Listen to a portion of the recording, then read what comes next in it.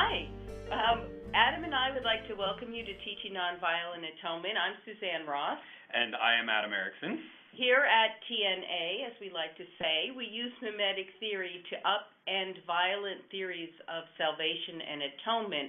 We use mimetic theory to do that. Mimetic theory is an anthropological theory of human violence, and what it reveals is that the violence we see at the cross can be explained in entirely human terms.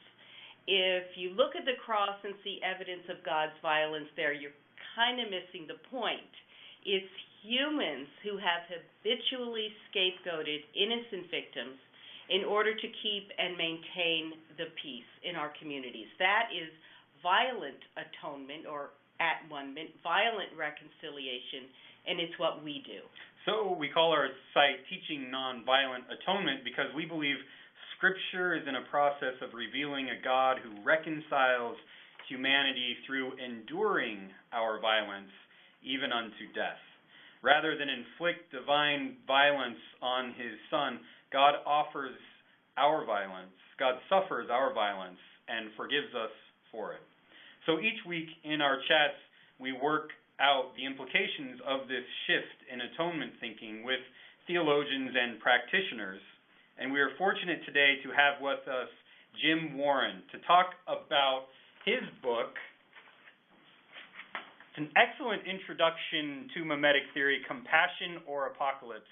And I want to say that it is so much more than an introduction because Jim in this book takes mimetic theory in places where I haven't seen it go before. And so it is a powerful book. The subtitle is A Comprehensive Guide to the Thought of René Girard, and comprehensive, making Girard's thought comprehensive is an important thing and a challenging thing, and Jim does it so well in this book. And so I am excited to have Jim with us today. But before we talk with Jim, let's get to some calendars, Suzanne. Yes, just to give you a little hint of what's coming up on our, typically we have Thursday morning chats, and next week we will be speaking with our regular guest, Paul Nectarline, who's the author of the website, The Girardian Reflections on the Lectionary, and Paul comes to us every month and gives us a little preview of the lectionary text coming up and some insights into that help with our preaching and teaching. And then the following week, we're going to have a Wednesday session rather than Thursday with Richard Beck, who works with mimetic theory and is the professor and department chair of psychology at Abilene Christian University, and you may have encountered him through his blog, Experimental Theology. We'll be talking about his book, Unclean. There you go. That was Meditations on Purity, Hospitality, and Morality, which will be continuing our monthly theme of scandal. This month we're engaging with scandal, and Jim's kicking us off today. And then we're going to end up the month with a conversation on March 27th with Jeremiah Alberg. He's professor of philosophy and religion at International Christian University in Tokyo.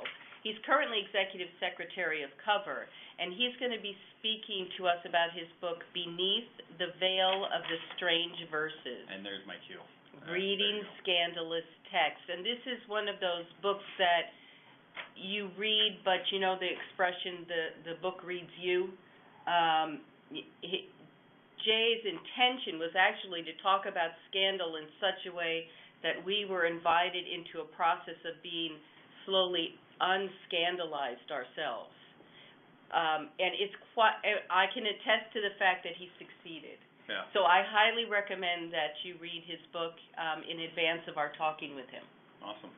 So, and now we get to Jim. Sweet. Awesome. Well, as I mentioned, Jim is the author of a great book called Compassion or Apocalypse. And we've been trying to get Jim on for a while now, and we are so excited to have you with us, Jim.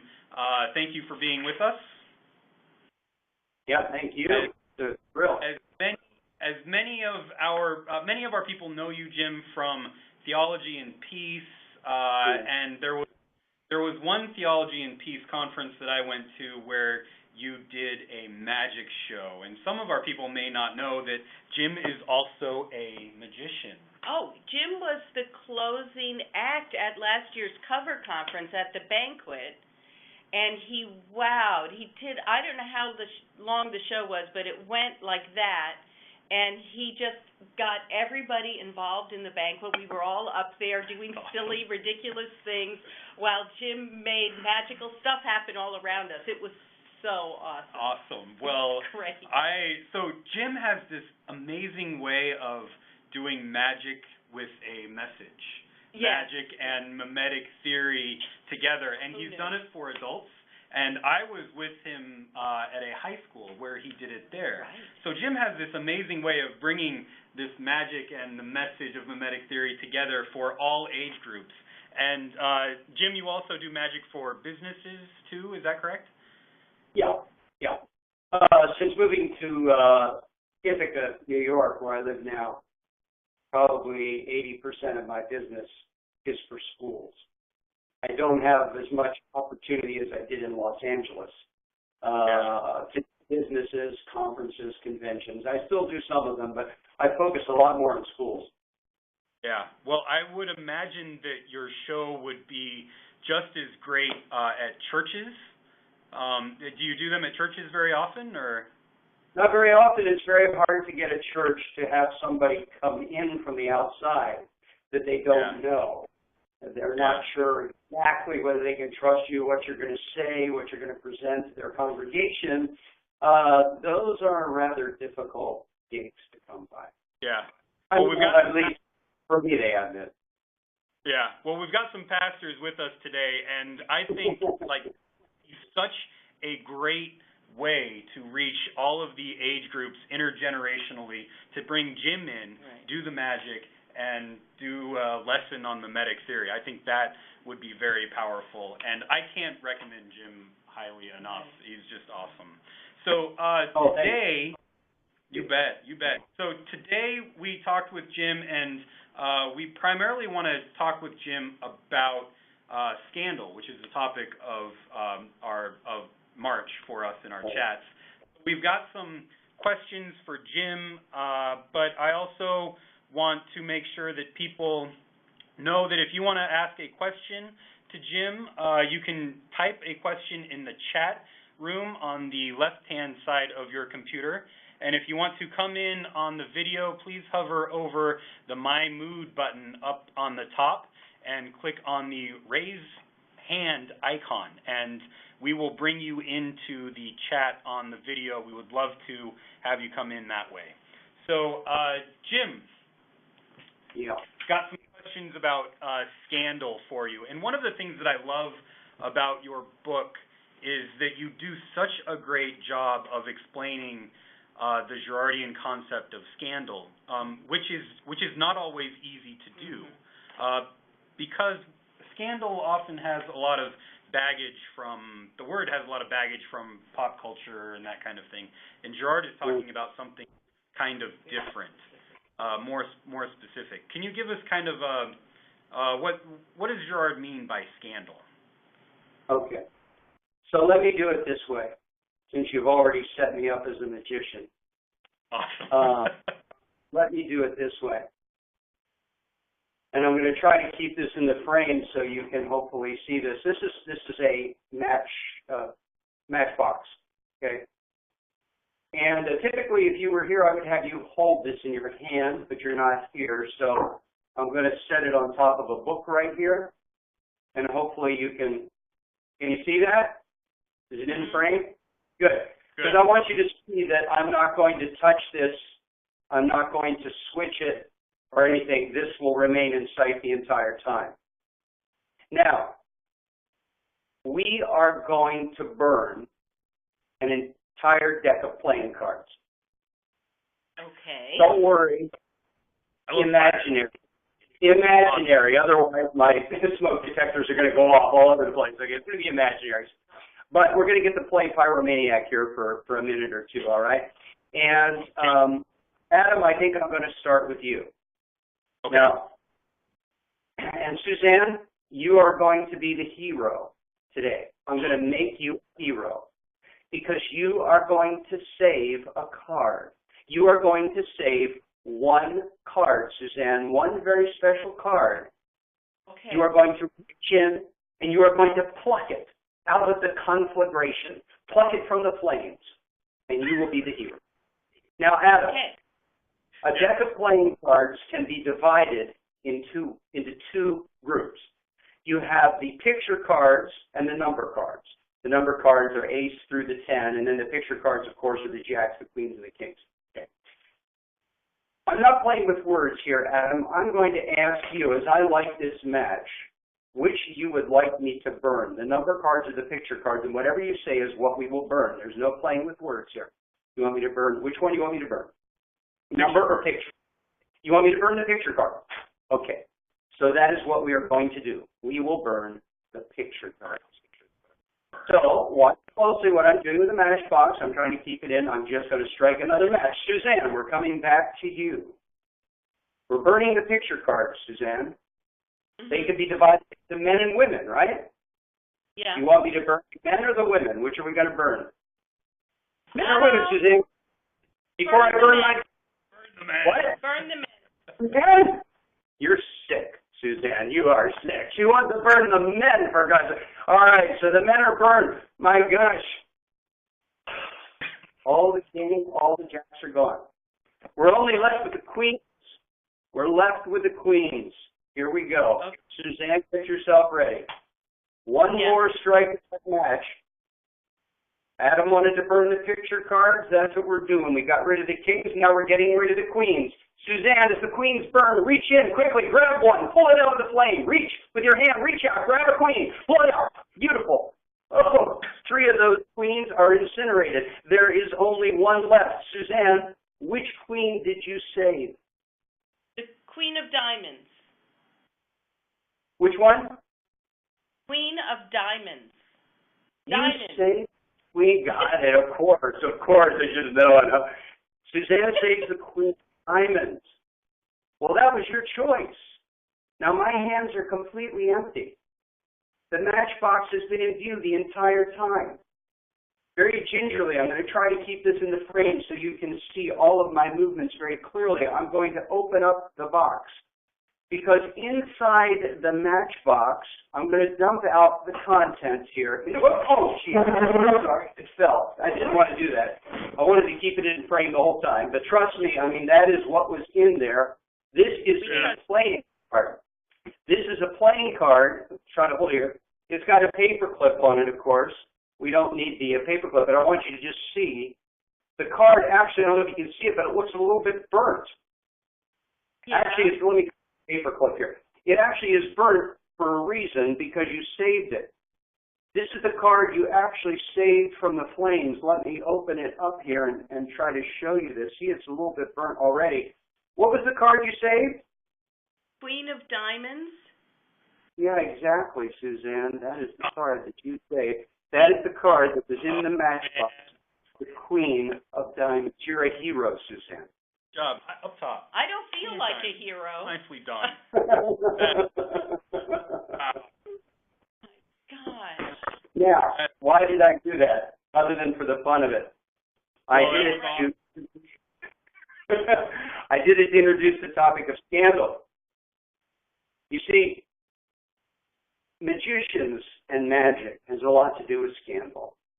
Now, I would like to let me read to you Girard's own definition of scandal. Okay, this is from I See Satan Fall Like Lightning. Okay, he says, scandal means not one of those ordinary obstacles that we avoid easily after we run into it the first time, but a paradoxical obstacle that is almost impossible to avoid. The more this obstacle or scandal repels us, the more it attracts us. So scandal has to do with encountering an obstacle, which at the same time is also attracting you. Now, this is exactly what magic is. This is exactly what magicians do.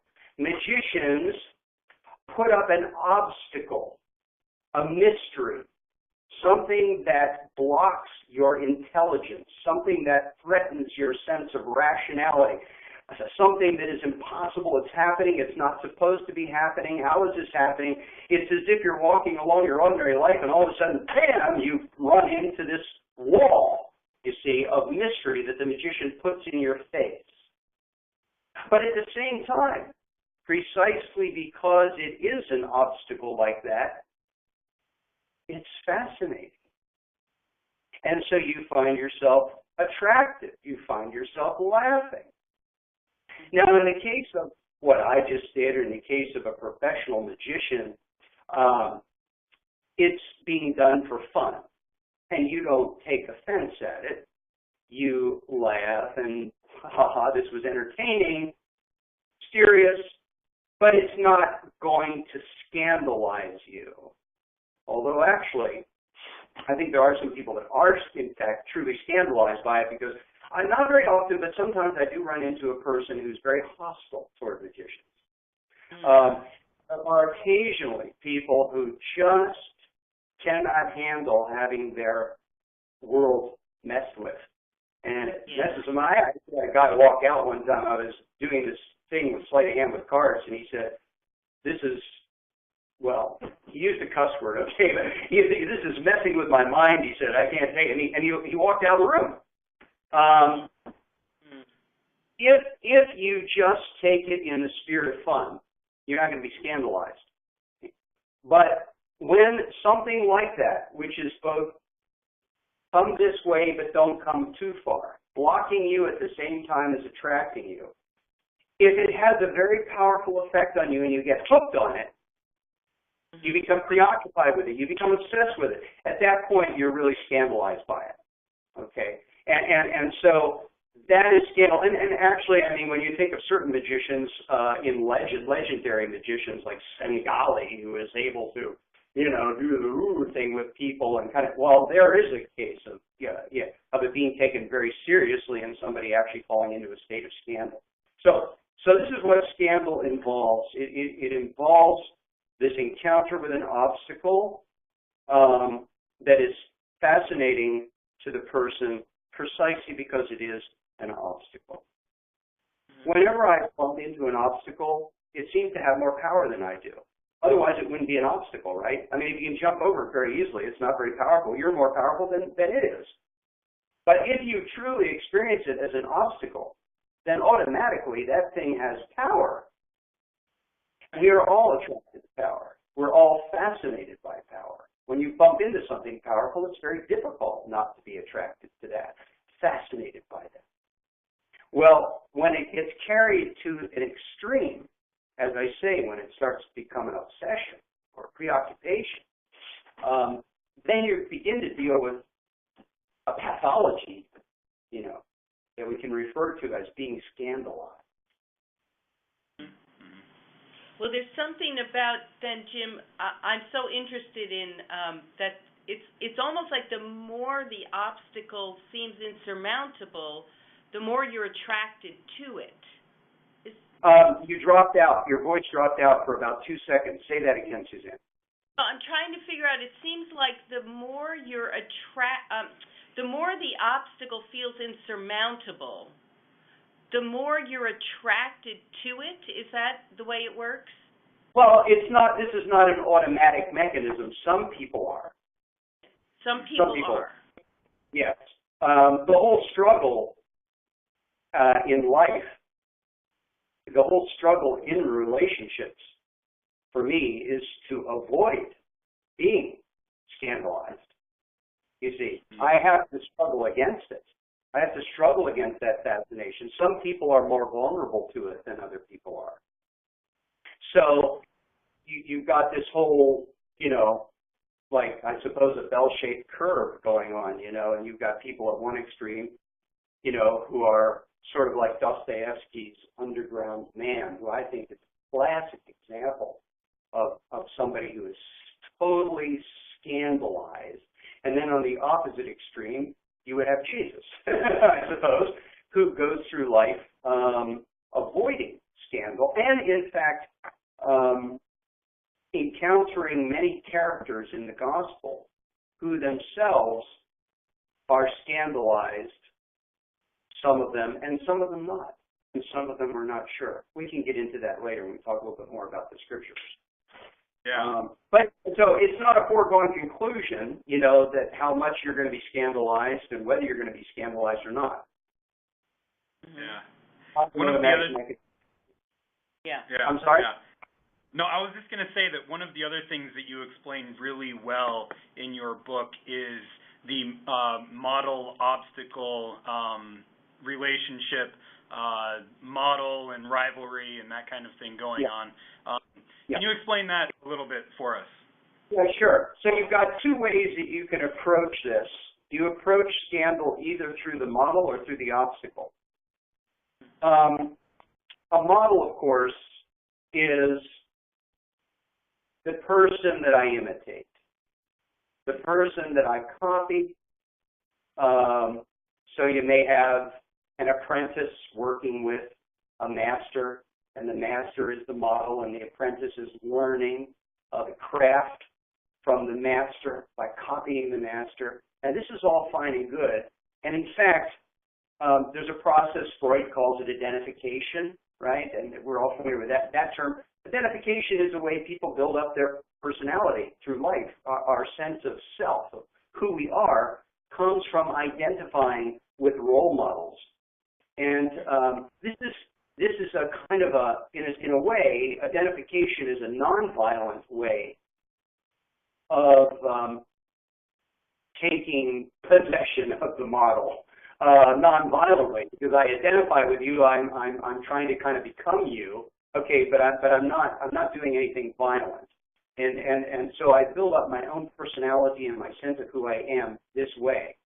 The problem is that any model, in any modeling relationship, there's the potential for that model to become an obstacle. Because in the world we live in, being the people we are, there are very few of us who, when we find ourselves in the role of a model and we have a disciple or we have somebody who's copying us, somebody who admires us, it's a rare person who is able to just say, sure, go ahead, copy me as much as you want, follow me. In fact, I want you to become better than I am. I want you to become my competitor. I want you to take my business away from me. I want them to start praising you rather than me. No. We don't do that. We say, yes, admire me. Yes, copy me, but only this far. No farther than this. If you start to copy me so much that you actually become my competitor, that you actually start taking away some of my glory, some of my opportunity, then all of a sudden the model starts to become an obstacle, and the model sets a boundary. The apprentice, the imitator, runs into a wall. Sometimes you don't know what hit you. Oh my God, what happened? I thought I had a great relationship with the master, and all of a sudden he's all over my case. You see, well, that's because I'm starting to become a threat to my master. So any model has that potential to become an obstacle. And on the other hand, and that can lead then to a situation of scandal, but on the other hand, sometimes it's not a matter of I have a model who suddenly becomes an obstacle to me. Rather, it's a question of I run right into an obstacle. And because it's an obstacle, it automatically becomes my model. Now again, Suzanne, automatically doesn't mean it happens to everybody automatically. I don't mean it that way. But I just mean that for some of us, some of the time, when we hit an obstacle, the fascination that it exerts upon us because it is an obstacle and therefore has power, we end up fascinated by it and copying it so that it starts to become a model. So the obstacle can become a model. And again, let me go back to Dostoevsky because The Underground Man is classic, and I quote this in my book, but I love this story. I mean, Dostoevsky is giving you the absolute extreme example. And this is definitely at the extreme. This is pathological scandal. But the story he tells us of the guy who goes into, he comes by a bar and he looks inside and there are people in there and I don't know whether they're playing pool. I think they are. I forget what they're doing. But what's that? Yeah, I think they were playing pool, drinking beer, playing pool. Vodka. So he goes in there, and basically he is confronted by an officer who's, this tall, handsome dude, all dressed up and decked out. And he basically, well, in fact, to tell you what, I have a paragraph here. Why don't I read it real quick? He says, as I was standing beside the billiard table, and in my ignorance was blocking, I was standing beside the billiard table, and in my ignorance I was blocking the way. As the officer had to pass by me, he just took me by the shoulders, and without a word of warning or explanation, he silently carried me bodily from where I was standing to another place. And he passed by as though he had not even noticed me. I could have forgiven him if he had given me a beating, but I could not forgive him for having moved me from one place to another as if I was a piece of furniture. I would have given anything at that moment for a real, a more regular, a more decent, and a more, so to speak, literary quarrel. But I had been treated like a fly. The Army officer was over 6 feet, and I am short, thin little fellow. So he encounters this obstacle, this tall Army officer that treats him as if he doesn't even exist. He doesn't even confer on him the dignity of beating him up. He just kind of picks him up, moves him over, sets him down, and walks on his way. Total obstacle. And because the underground man has such low self-esteem, thinks of himself as a fly anyway, he is utterly scandalized by this. He's fixated on this obstacle. And for the following days and weeks, he can think of nothing but this Army officer and how he can get even with this guy. So he actually ends up imitating the Army officer. He wants to do to the officer the same thing the officer did to him. He now wants to become an obstacle to the officer. So he plots. He tries to meet the guy in the street. He wants to bump into the guy because he notices that the officer doesn't care who's in his way. He'll just bump shoulders with people. He won't get out of the way. People have to get out of the way for him. So the underground man wants to do the same thing. He wants to meet that officer on the street, and he wants to walk straight at him, and he wants to bang into him with his shoulder. He wants to become the obstacle himself. So you see how the obstacle turns into a model for the underground man. That's a pure case of scandal. He is absolutely fixated on the obstacle model. See? Yeah, and as you're pointing out, Jim, that this is connected with where our identity comes from, because the underground man, he's just grasping after identity by seeking affirmation from the people he admires, right? So his sense of self is tied up with the amount of affirmation or recognition he's getting, right? So when he doesn't get it, it's devastating. That's right. And when you say the people he admires, there's that negative thing, admiration too. He wants the affirmation from the people he admires, like his actual role models, his models. Yep. But then he also wants this from the obstacle. In other words, he doesn't necessarily admire he does admire the Army officer. He wouldn't admit it, of course, but he does admire the Army officer. He admires his power. He admires the fact that the guy is so detached and he gets to run everybody else over, So, yeah. Well, it's the illusion of having no desire. That's what the officer fundamentally, that's the most attractive thing, right? To desire is that illusion that we're complete. We don't need anyone or anything. Absolutely. The poor underground man is a mess. This guy is a needy mess. Yeah. There you go.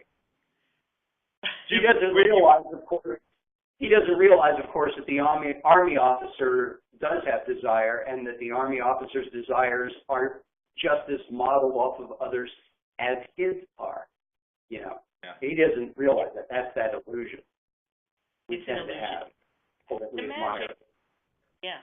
But one of the things that story also points to is that we generally think that, like, we want to be affirmed or loved by others, but the underground man just doesn't want to be ignored. Like, he's okay with having hatred put on him, just as long as you don't ignore him. Like, beat me up, do whatever you will with me, just don't ignore me. And that's one of the ways that we get a sense of identity. Like, you want to be loved by people like, I guess, your model, the people you want to be affirmed by, but you also want to be hated by your rivals. Yeah. Right? Like to be treated as an equal. Right. Like, if I'm a Republican, I want to hate Democrats, and Democrats should hate me too. So that's how they better not ignore me. Right. They had better not ignore me. Yeah. Absolutely, because this is how we know we exist by this recognition that we get from the other. Right. Right. Yeah. One of the things that you were talking about earlier, when the model says, only imitate me, but only go so far. Yeah. And this sets up a scandal. Yeah. It reminded me and brings into a whole new perspective when Jesus says to his disciples, you will do greater things than I. Oh, there you go. See, that's a rare model that can say that to his disciples or her disciples. Yeah. That's right. Yeah, like, it seems like Jesus has this understanding that he could certainly become a scandal, and he wants to free his disciples from becoming just that. A lot of people, I think, would be scandalized by Jesus saying that. Like, you are the Son of God. How can I do things greater than you? Right. So this whole mimetic theory does so much to, like, interpret the Bible, especially that difficult passage. I don't know if you have any further thoughts on that, Jim. Well, yeah, too many. But, I mean, I think Jesus gets to that place. I think that, as I look at it, Jesus himself has to struggle with this. Jesus wins through to this, and perhaps never as a permanent possession. I mean, right from the beginning of the Gospels to the end of the Gospels almost, we see Jesus, his journey to me is very much one of learning to avoid falling into scandal. So if we want to look at that, we could start maybe in the middle, and then we'll go to the beginning, and then we'll flip to the end. Start in the middle. I think that the classic text in the Gospels for scandal is his encounter with Peter, right? And I will read it quickly here so I get it right. It's not a very long text. This is where it says, this is in Matthew 16, then he strictly charged the disciples to tell no one that he was the Christ. From that time, Jesus began to show his disciples that he must go to Jerusalem and suffer many things from the elders and chief priests and scribes and be killed, and on the third day be raised. And Peter took him and began to rebuke him, saying, God forbid, Lord, this shall never happen to you. But Jesus turned and said to Peter, get behind me, Satan. You are a hindrance to me, for you are not on the side of God, but of men. I laugh because you are a hindrance to me. I think this is probably the RSV, and the RSV almost never translates the Greek word scandal as scandal, or even as offense. It usually translates it as hindrance or stumbling block or even sin or cause of sin. You are a cause of sin to me. But this is part of the reason why we don't get the fact that scandal is being used as a kind of a global concept in the New Testament, because it's been translated by so many different English words that you don't get the sense that, oh, there's some big concept being talked about here across these various passages that this word unifies. So he's actually saying, get behind me, Satan, you are a scandal to me, is the Greek word. So what is happening here is that Jesus, as I read this, is that Jesus is struggling with temptation in that moment. And the temptation is, am I going to surrender myself to my Father's will and carry on the mission to go to Jerusalem and submit nonviolently to the violence of human beings and get crucified? Am I going to do that? Or am I going to take on a different desire? Am I going to take on Peter's desire? Peter's desire is that I shouldn't do that. Peter's desire is like all the others' desires, that I should be the great warrior Messiah, right? And go into Jerusalem and kick butt. Not go into Jerusalem and get myself killed. So when Peter expresses this desire, and he expresses it very strongly, God forbid! See, that desire is contagious. It's as if Peter sneezed at that moment, and he had a cold. And Jesus put his hand up. Peter, would you please put your hand over your face when you sneeze? Desire is contagious. And Jesus can pick it up. It's like hitting a tuning fork. And you've got the other tuning fork over here. You did this in junior high school, right? And this one goes, this one starts going, and they both start tuning together. This is the way desire works. So desire spreads contagiously from one person to another. So Peter, in that instance, becomes, he's modeling a specific desire. Jesus could fall victim to imitating Peter's desire at that point. So Jesus has to be very firm and put that behind him and say, no, no, no. It's my Father's desire that I'm imitating. And you, Peter, are setting yourself up as an obstacle. You're trying to block my path, and I'm in danger of being seduced by the power of your desire, by the power of the obstacle that you're presenting me with. I'm in danger of being seduced by it and changing my mind. And that desire that Peter expressed is very powerful, because it wasn't just Peter's desire.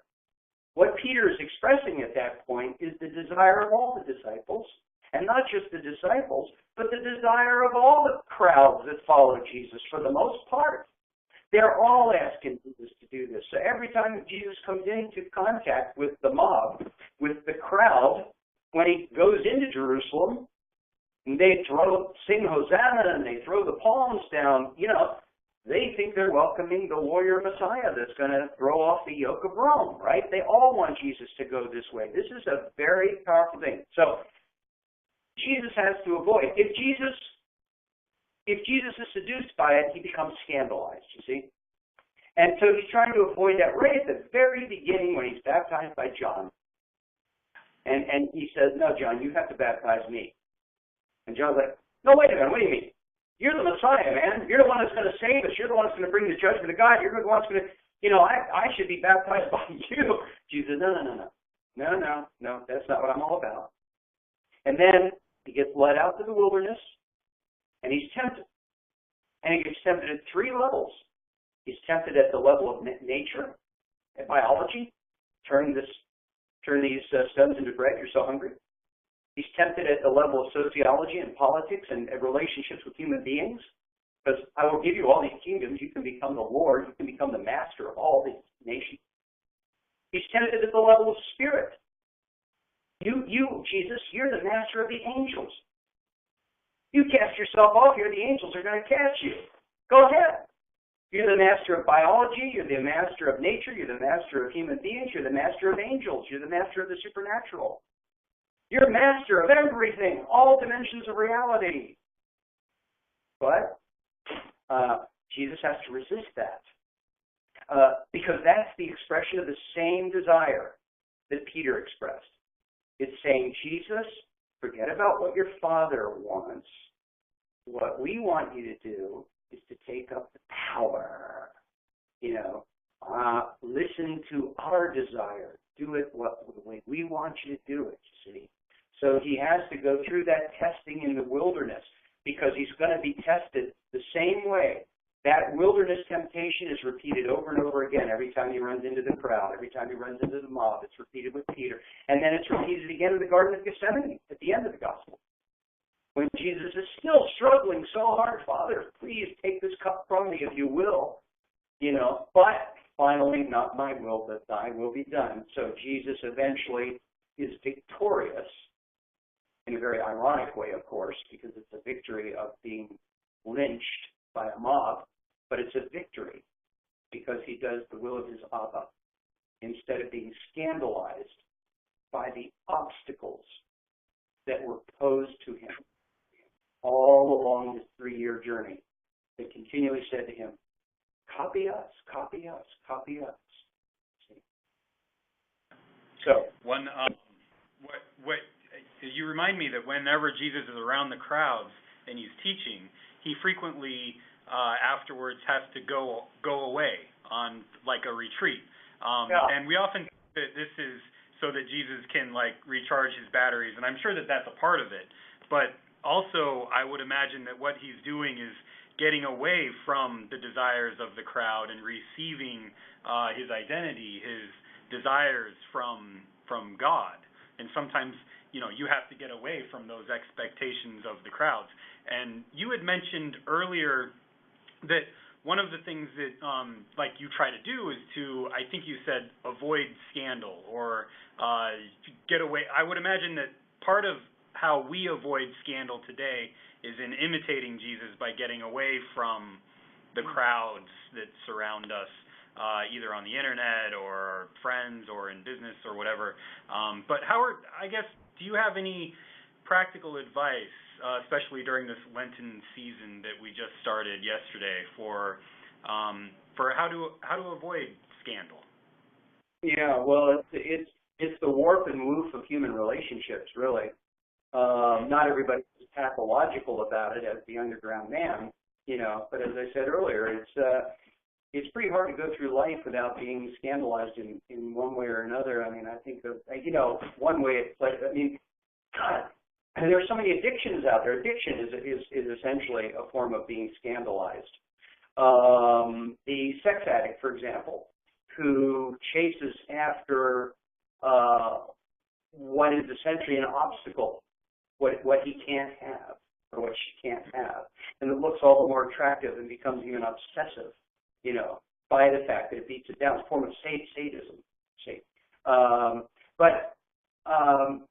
so whether it's an addiction or a pathology or whether you've got a little bit, it very much is a warp and woof of so much of human relationships. And I think what you said, Adam, is absolutely crucial to me.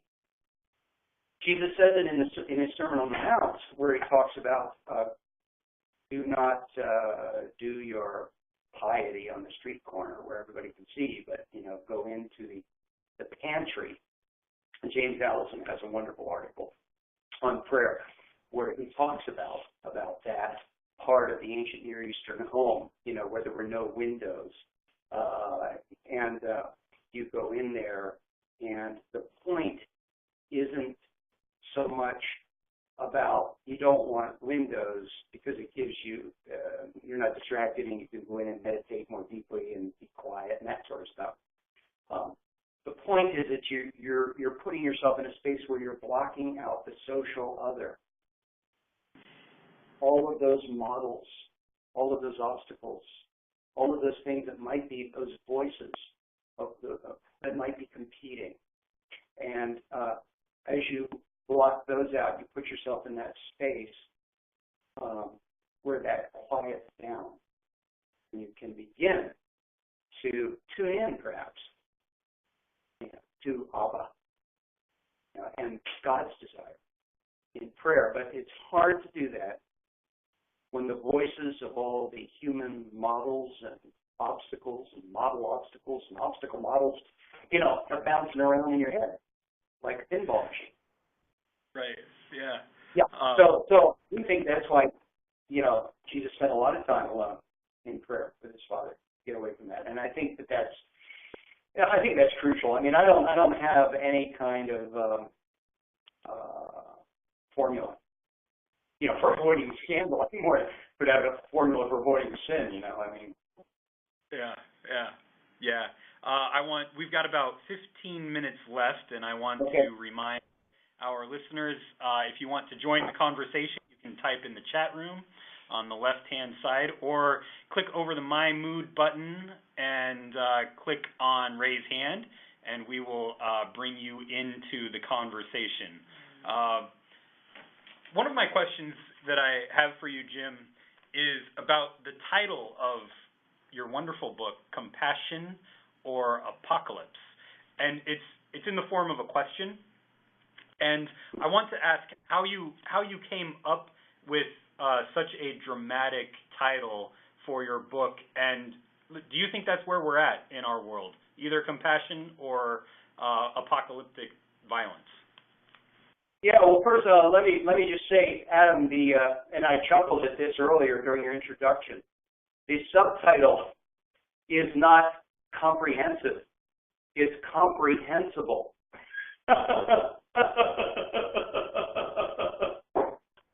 Yes. To me. I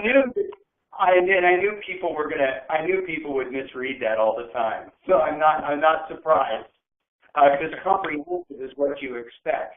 But it's actually comprehensible for the reason that I wanted to really try to write something that people would be able to understand, since so much Girardian literature is kind of erudite or difficult, to understand. It is both comprehensive and comprehensible. So you've done a good job. Okay, so anyway, Compassion or Apocalypse, it took me a while. I debated for a long time. I didn't have a title for the book, and then it suddenly struck me that that would be the best title, because that is where the whole book leads up to that. And the last section of the book is about apocalypse and posing the question as to whether or not we are going to have apocalypse, or are we going to have compassion? Because it really is, in Girard's understanding, apocalypse is not a question of a wrathful God, coming down and wreaking vengeance on human beings and ending history. Apocalypse for Girard is a question of human beings ending our own history, doing ourselves in. It's purely a question of human violence. And that's why the alternative to it, the way to avoid it, if you will, is compassion, mercy, and forgiveness. And we are living in a day and age where, as Jacques Ellul made very clear, is an age where the effects of evil, the effects of violence, are so logarithmically multiplied. In the days when people carried daggers, there was only so much damage one person could do. When they're going into shopping malls with AK-47s, when terrorists have access to atomic bombs, there's a whole lot of more damage than just the average human being is able to do. We are in an unprecedented historical moment, as far as I can see. It really is qualitatively different than at any time in history before, for that very reason. And it's a question, ultimately, of whether or not we are going to destroy ourselves, or whether we are going to get the message and receive the spirit that Jesus came to bring, which is a spirit of absolute forgiveness and nonviolence. That's the only thing that will save us, as far as I can. Yeah, as we're, my thought immediately goes to the present-day rivalry between the United States and Russia with Ukraine. I don't know if you have any thoughts on that issue, but I guess that I would ask is, as these current events keep happening, are you hopeful that we will choose compassion over this apocalyptic violence? Yeah, well, my hope is in God. Yeah. And so that's kind of a different animal. It's been said before. One of your previous interviewees said it, that it's not a question of am I optimistic or am I pessimistic about what's going to happen. If I'm in a purely human mode of thinking, I would be very pessimistic. I don't know what the outcome is going to be. And I struggle a lot with trying not to be depressed about the current state of the world. Having an 11-year-old son myself, you know, I would like there to be a future for him. You've got to face yourself, I know. But I have to just put trust and hope in God. I feel very much like Peter in his walking out of the boat and stepping out on the chaos. I think we're really very much in that situation in the world today, each one of us. And the only way we can navigate through it is to keep our focus on Jesus, who's the ultimate master of the chaos. He's standing out there on the waves, in the storm. He's not sinking. He's not drowning. Yeah, I love it. We've got two comments, one in the chat, one from Paul Nectarline. Paul says he's going back to your comment about addiction being a scandal, a classic example of scandal. How about the 12-step programs as a key to healing scandal? Do you know much about the 12-step programs? Yeah. What do you make of those as a way to heal? Paul's asking about whether the application of the 12-step program towards healing scandal. Yeah, I think so, yeah. Yeah. Well,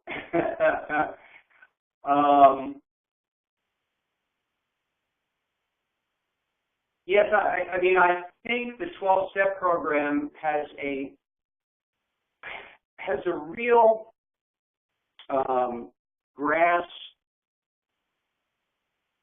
of this, because the very first step is admission of powerlessness.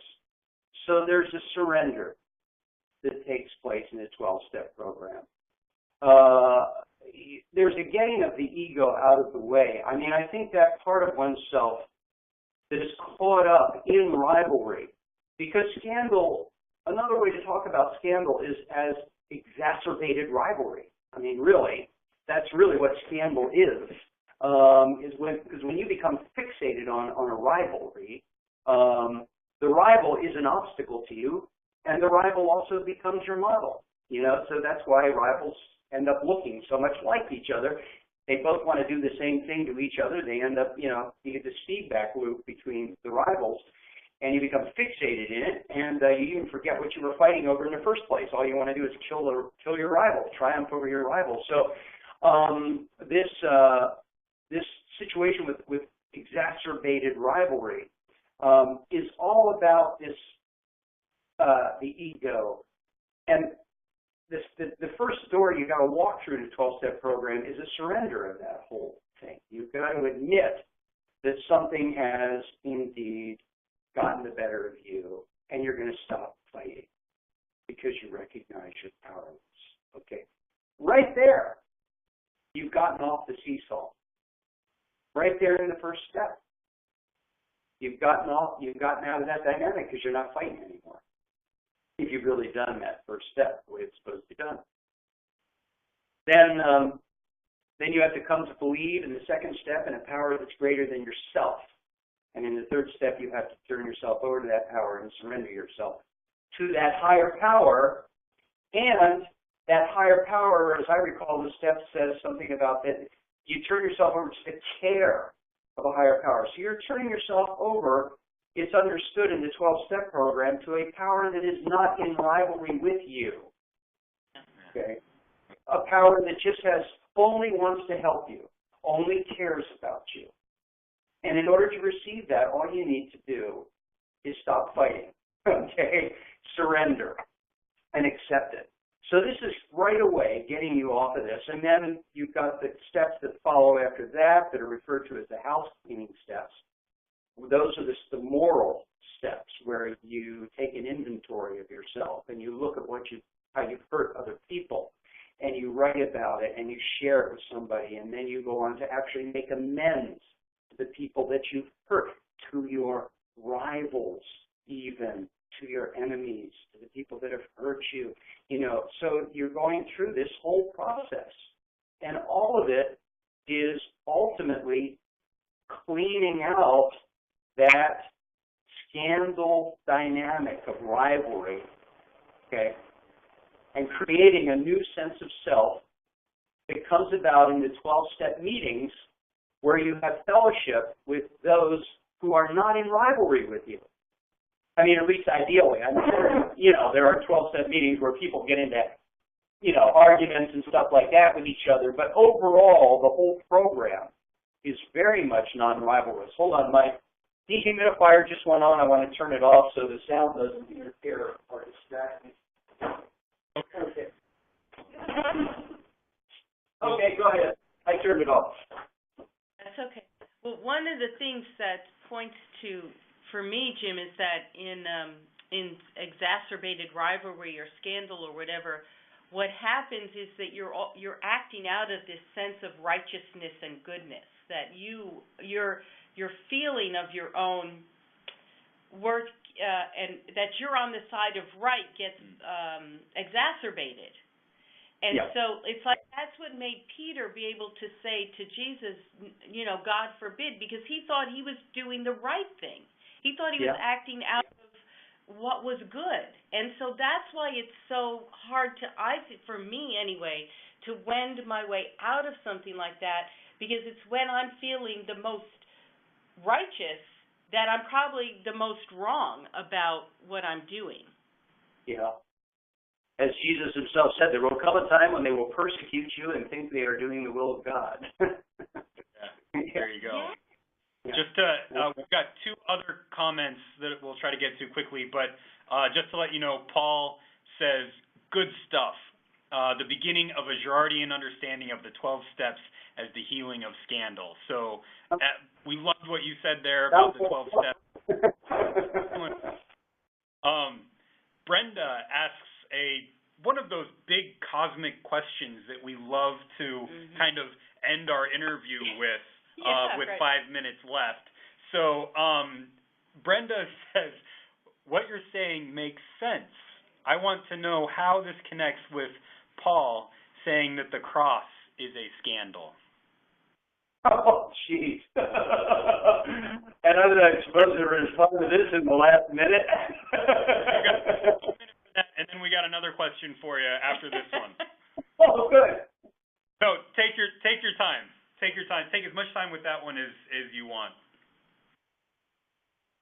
Well, of course, Paul says the cross is a scandal to the Greeks, to the Gentiles, because it's intellectually ridiculous, and it's a scandal to the Jews because, as I said earlier, they're looking for the powerful Messiah, and the idea that a Messiah would come and not only be the victim of human violence, but also victimized in such a dishonoring fashion, which crucifixion was, in a way that even connotes that God has cursed you, as the Torah says, cursed is he who hangs on a tree. You're cursed by God. This is, you see, for a Jew to witness that at the time, this would indeed be experienced as an obstacle. It's an obstacle to the understanding, an obstacle to the whole way in which I have understood my religion, how I have understood my world, my whole world view, all of my expectations. You're telling me that this Jesus on the cross is the Son of God? That is an obstacle. You see, it just smashes, it threatens to explode my whole way of understanding God, reality, everything. And so I can see how Paul then would react to this when he's Saul. He hasn't become Paul yet. He's still Saul. And he perceives Jesus as an obstacle. and we didn't have a chance to get into this, but, you know, there are plenty of characters throughout the gospel stories that show in all these interesting confrontations and encounters that they have with Jesus, there's always this question. Are they going to be offended by Jesus or not? Or to state it another way, is Jesus going to become an obstacle to them? Quick example, the rich young ruler.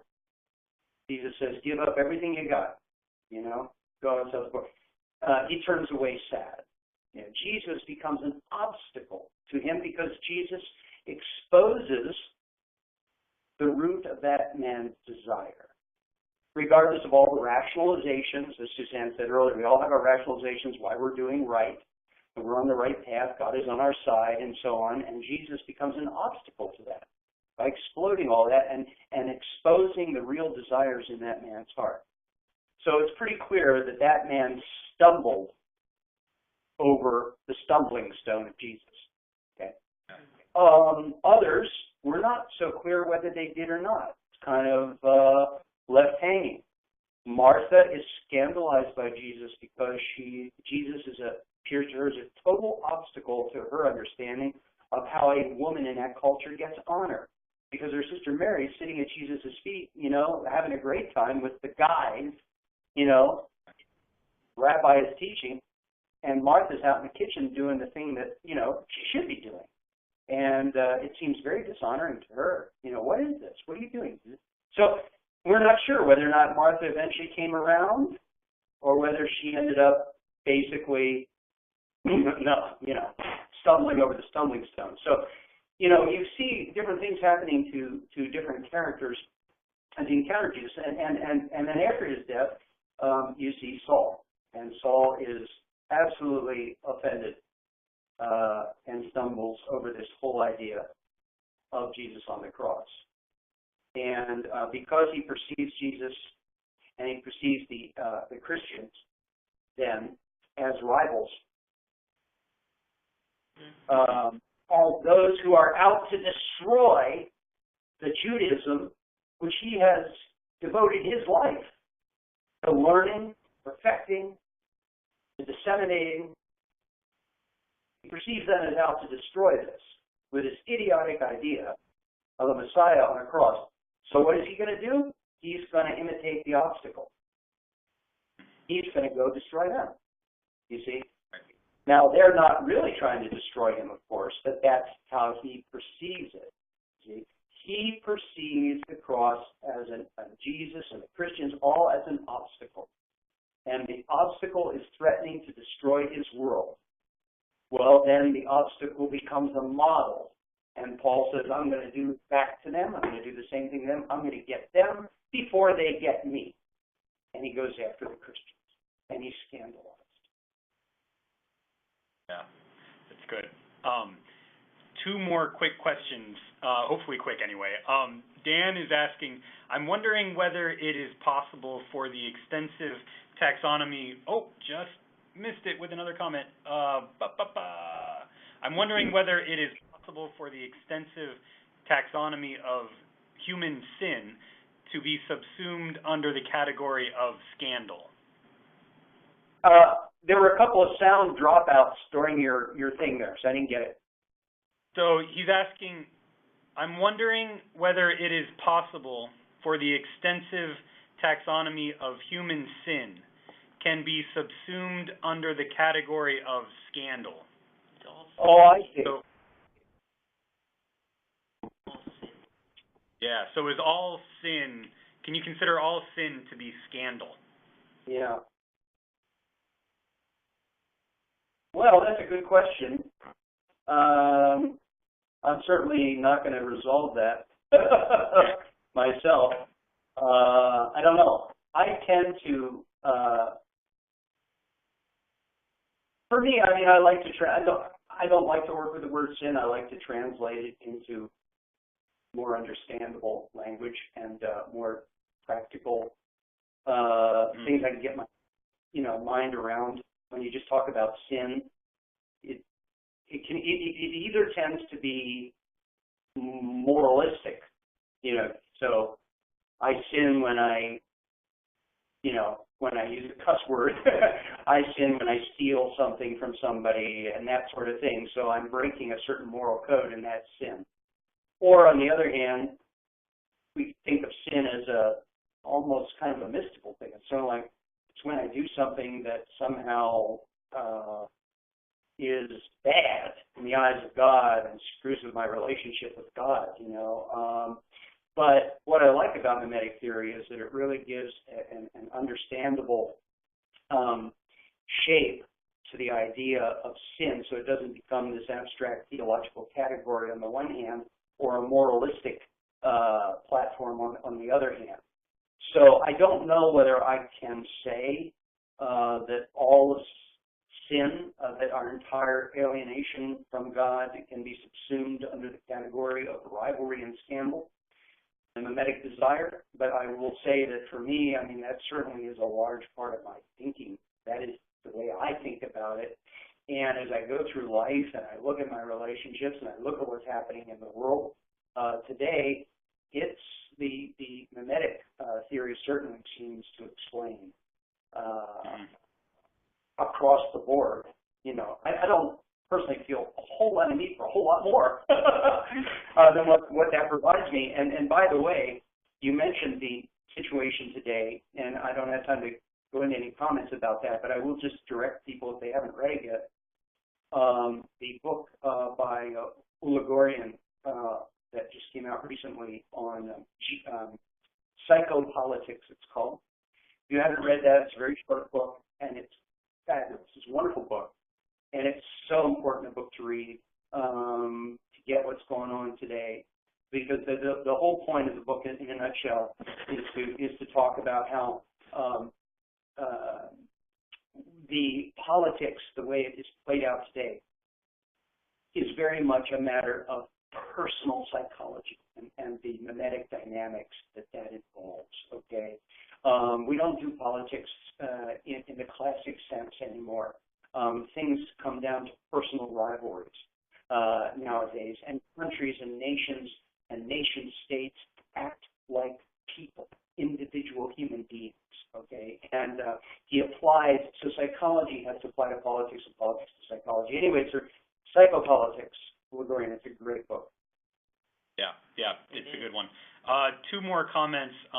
One from Matthew, who's going back to the Martha and Mary story that you talked about a little bit. And, of course, all of these stories can be interpreted through mimetic theory in various ways. But Matthew says, in the Orthodox tradition, the problem Martha had was not so much her refusal to just sit at Jesus' feet, but rather her judgment of Mary, a judgment that was preventing her from worshiping the Lord through her own service.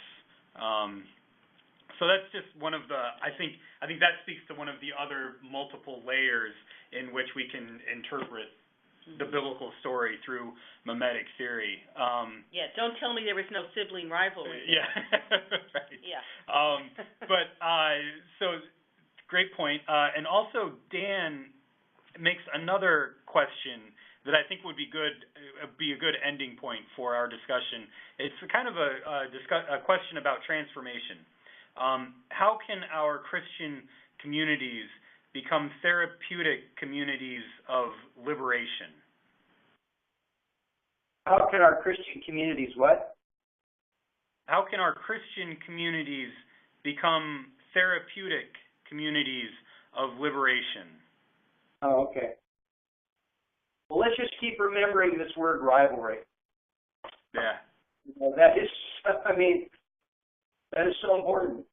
And so much boils down to it. And you asked earlier about practical things, and we talked about, meditation, being alone, blocking out the social other for a time to connect with God, and so on. But, also, as I go through life, the category of rivalry is so crucial to me.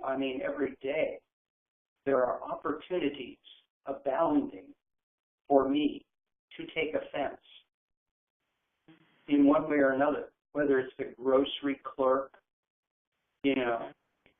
or whether it's a TV personality, that I don't even know or have no interaction with, but I'm still offended by. Or whether it's my wife or my child, my 11-year-old son. I mean, constantly, always, in every relationship, I'm trying to stay conscious. Is rivalry creeping into this? And speaking of Aurelian, I don't know if I'm pronouncing his name right. Aurelian's older book, The Genesis of Desire, is just so great on this. And he interprets Genesis 3 essentially as an allegory of what happens to human relationships all the time, especially love relationships, romantic relationships that may start out wonderful and all sweetness and light. And then that serpent of desire gets you on the heel. And the relationship becomes infiltrated with the poison of rivalry. And it can be a rivalry between the couple, the members of the couple, or there can be a third person that enters in. And then you've got that dynamic going on. One way or another, this is the poison that we have to be constantly vigilant about. And in any group, perhaps in some sense, especially a Christian community, where we also quickly and easily believe that we are on the right path and doing God's will, and that we are the righteous ones. There especially, we have to be constantly conscious of the forms that rivalry may be taking in our relationships. And I try to be really fine-honed on this, When a friend of mine has a success, I've got friends who wanted to write books. Mine, I finally wrote one, and it actually got published. And it's just reached its 500. Just got a thing from the publisher yesterday saying, congratulations, you sold 500 copies. This is the first watermark thing and so on. And Jeremiah Albert emailed me, said he's going to be using it for his class that he teaches at his college in Tokyo, which is great. So it's being picked up there. I have friends who are writers. This hasn't happened for them. And we're very good friends.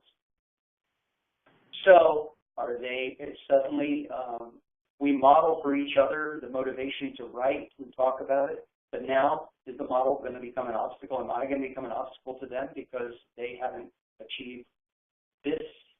See, and vice versa. I face the same challenge. When one of my friends has a success, am I capable of being truly grateful and excited for them, or do I feel that serpent, that little venom of that serpent start to drip through my veins, of envy leading to rivalry, And so it's a constant question of being conscious, trying to make ourselves as conscious of this as possible in our communities. Yeah, excellent. Thank you, Jim. Yeah. Jim, thank you for being with us and for spending more time with us than we asked. We went 15 minutes over, and it was a wonderful discussion. It was. Thank you. For it was great fun. I loved it. Good. Awesome. Suzanne came out a hero. That's right. I feel awful. You're fired from now on, Suzanne. Queen of Diamonds. Yeah. That's awesome. Just a reminder to everyone, Jim's book is called Compassion or Apocalypse. I'm going to get it right this time. A comprehensible guide to the thought of Renee Girard, which is also comprehensive. Yes. So it is a wonderful book. And I forgot to mention this earlier. Jim has an excellent website called Biblical Peacemaking. And on that site, you can find more videos of Jim performing magic and bringing magic and mimetic theory together in an excellent way. What's the website URL? Biblicalpeacemaking.org. Yes, definitely check that out. And Jim, thanks again for being with us. Thank you. Next week we will be talking with our usual guest, Paul Nectarline, about his work on the Girardian reflections on the lectionary, and we look forward to that. We do. Thanks Excellent. for being here, everybody. Thank you, everyone. Appreciate it. Thank you. Till next time, Bye. peace be with you. Bye-bye.